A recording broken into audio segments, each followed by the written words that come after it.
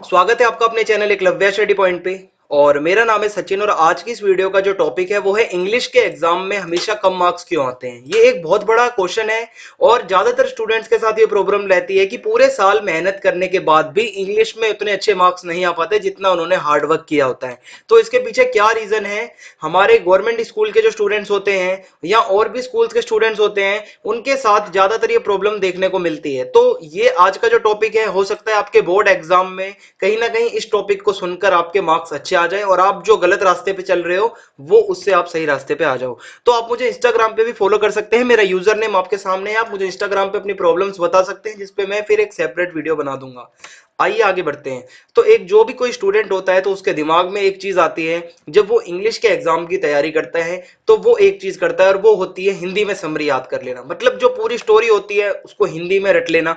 या ज्यादातर जो यूट्यूब पे आप वीडियोस देखोगे तो आप उसको उसमें आपको यही मिलेगा कि मतलब हिंदी में आपको कहानी पूरी बता दी जाएगी। पर जो वो हिंदी में आपको पूरी कहानी बताई गई है वो तो चलो अच्छी बात है, आपको कहानी पूरी याद करवा दी, लेकिन जो आपने हिंदी में कहानी याद करी है उसको आप पेपर में कैसे लिखोगे जब आपने उसके वर्ड ही नहीं सुने इंग्लिश में? आप तो एक उसको हिंदी के सब्जेक्ट की तरह ही पढ़ रहे हो, क्योंकि आपको तो वहां पे सिर्फ कहानियां, मतलब जो मान लो आपका पहला चैप्टर है इंग्लिश का जो कि लास्ट लेसन है, आपको उसकी हिंदी में स्टोरी मैंने आपको बता दी।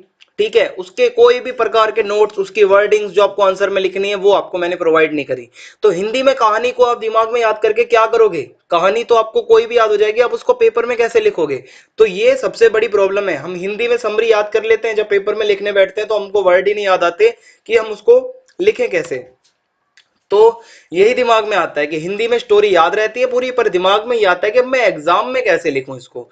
तो इसका सॉल्यूशन जो है वो आपको, हम जल्दी ही, मैंने आपको कहा था कि हम अपना एक न्यू कोर्स स्टार्ट करने वाले हैं और ये न्यू कोर्स बहुत यूनिक है। हमने जितने भी स्टूडेंट्स होते हैं उन सबसे राय ली थी कि आपकी क्या क्या समस्याएं हैं इंग्लिश के अंदर, और इंग्लिश में जो उनकी प्रॉब्लम्स थी उनको ध्यान में रखते हुए ही मैं वो नोट्स बना रहा हूँ। और वो लास्ट लेसन जो है आपका, जो पहला चैप्टर है आपका, उसके लगभग आधे से ज्यादा नोट्स बन चुके हैं और दिसंबर जो आपका फर्स्ट है या सेकंड तक आपका पहला चैप्टर अपलोड कर दिया जाएगा।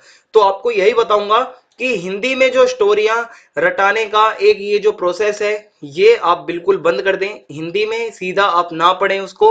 आपको जो मैं पढ़ाऊंगा या आपको मैं खुद भी एक टिप यही दूंगा, एडवाइस दूंगा कि आप पहले उसको इंग्लिश में भी उसके नोट्स बनाएं, क्योंकि इंग्लिश में नोट्स नहीं बनाओगे तो आपको वो हिंदी की रटी हुई स्टोरी कहीं भी काम नहीं आएगी। वो जब आप पेपर देने बैठोगे तो आपके पास वो वर्ड्स ही नहीं होंगे जो आपको लिखने थे। ठीक है, तो ये आज की इस वीडियो में आपको समझाना था कि जो हिंदी में समरी याद की जाती है इसको आप बिल्कुल भी याद करना या रटना छोड़ दें। आपको समझना है, आप बायलैंग्वेज तरीके से समझिए, आप इंग्लिश में नोट्स बनाइए फिर उसको हिंदी में ट्रांसलेट करिए ताकि आपको दोनों चीजें याद रहे। ऐसा ना हो सिर्फ आप हिंदी का ही सिर्फ आप रट के चले जाओ और जब पेपर देने बैठो तो आपसे लिखा ना जाए आंसर। तो ये इस वीडियो में आपको बताना था। और आपको बता दूं, जल्दी ही एक वीडियो में आपके सामने लाऊंगा जिसमें मैं इंग्लिश का जो अब की बार जो बोर्ड एग्जाम आपका आने वाला है उसका पैटर्न कैसा होगा उस पर ये वीडियो होगी।